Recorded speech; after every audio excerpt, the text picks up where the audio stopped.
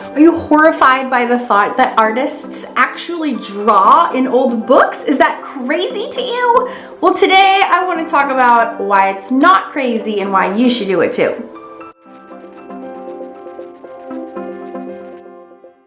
My name is Campbell, and I love teaching mixed media, art journaling, and drawing, especially to adults who have zero experience with all of those things.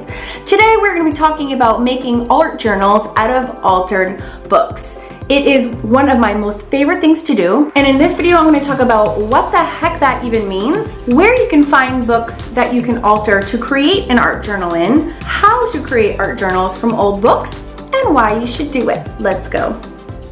Finding books that are good to alter is actually way easier than you'd think. I usually just head over to my local thrift store, like my local Goodwill. So you can also check garage sales or estate sales, and even sometimes used bookstores will have a good selection. I look for books that are of a good size because I like to draw pretty large. So if it's a novel like this one, I usually tend to keep it for using its pages for collage, but I don't tend to turn those into art journals because they just get too fat with all the paint that ends up on its pages.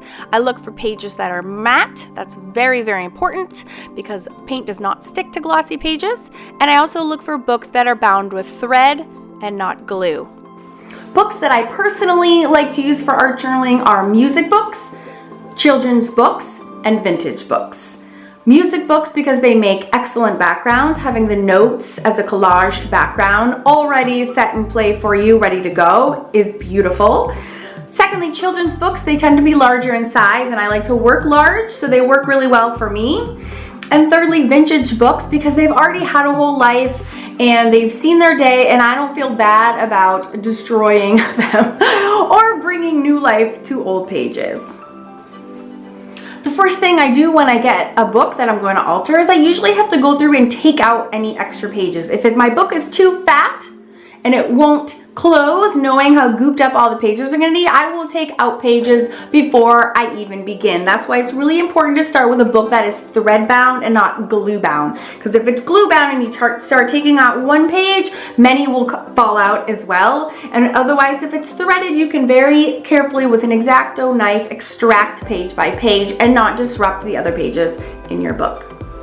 The second step I like to do is I take masking tape or duct tape or washi tape and run it down the inside seams of any pages that seem to be loose. This provides two purposes. One, it's decorative, and a lot of times I'll base the color scheme of that page based on the tape that I'm putting in the middle. And secondly, it makes sure that those pages, especially if this is an old vintage book, will stay locked tight and it will withstand whatever it is that you are going to be doing with it. And then from there, it's also very simple. You will need one of two projects to get started. If you're going to be working with acrylics on your page, you want to coat your pages with gesso. And gesso comes in a number of different colors: black, gray, clear, and white. So you can also mix that with acrylic paint. You can put some on with a foam brush and you're ready to rock and roll. If you're going to be working primarily with watercolors, you want to prep your pages with absorbent ground. It's very similar to gesso. It has this very similar transparency, and it goes on just the same. You let it dry and you're ready to do watercolors.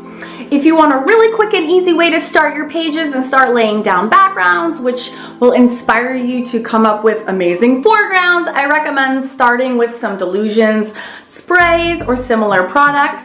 They come in a wide range of really, really fun colors, and you can just start by spritzing them directly onto your page and you're ready to go.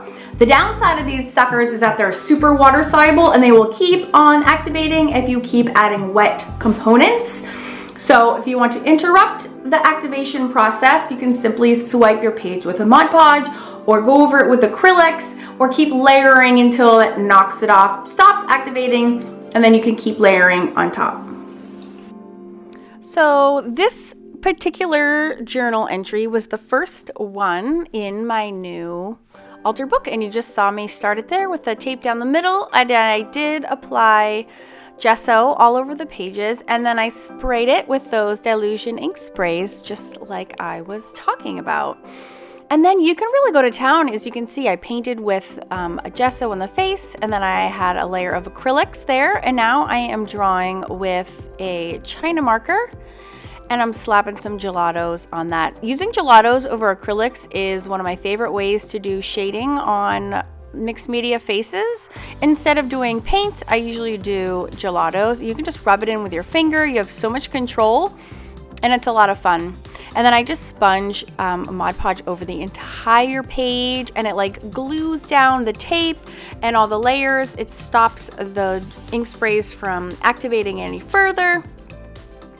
It makes the gelatos sink into the acrylic layer, and then you can doodle on top with your Pint pens or any of your paint markers that you want to do. This was a reference I'm using. It was straight out of Esther Gillies, one of her illustrated books. And this is also the magic of working in an altered book art journal, is that you can make this your own, right? I am not selling this. This is going to be my book forever. I'm going to hand this down to my children. So if I want to copy something to help myself learn how to do something, I can put it in this book, and it's okay because no one is going to have this except for me.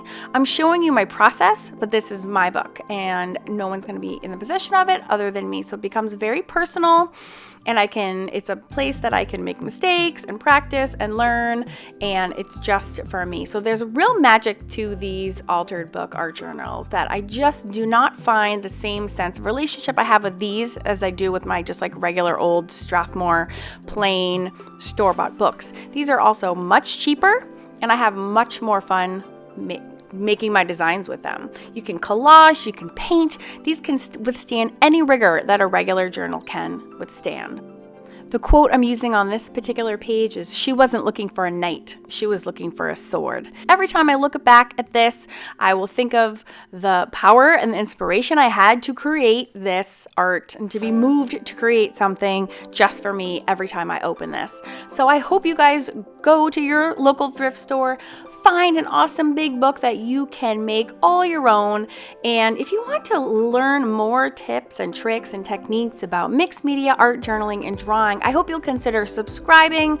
You can check out the playlist here to see more art journal spreads. Have a great day, you guys. Happy arting. Whoop!